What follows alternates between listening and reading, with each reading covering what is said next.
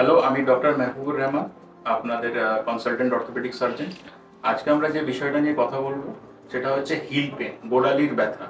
গোড়ালির ব্যথা খুব কমন আমাদের সোসাইটিতে, আমাদের সমাজে। কম বয়সী, মাঝবয়সী এবং এল্ডারলি পিপল, আমাদের বয়স্ক মানুষদেরও এই প্রবলেমটা হয়ে থাকতে পারে।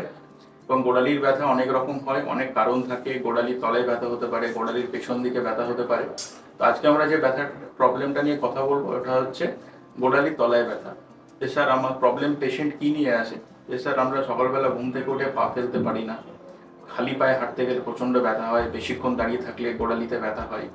তো এগুলো প্রবাবলি, হ্যাঁ, আপনারা যে প্রবলেমটা ফেস করছেন this is due to plantar fasciitis. Plantar ফ্যাসাইটিসটা কি?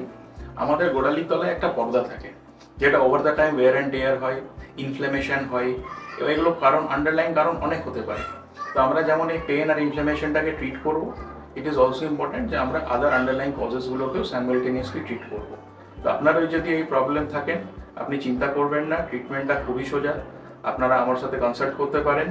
আমরা কিছু লাইফস্টাইল মডিফিকেশন করব, কিছু মেডিকেশন দেবো, and of course some simple exercises দেবো, হ্যাঁ, যেগুলো আপনারা করে রিলিফ পাবেন।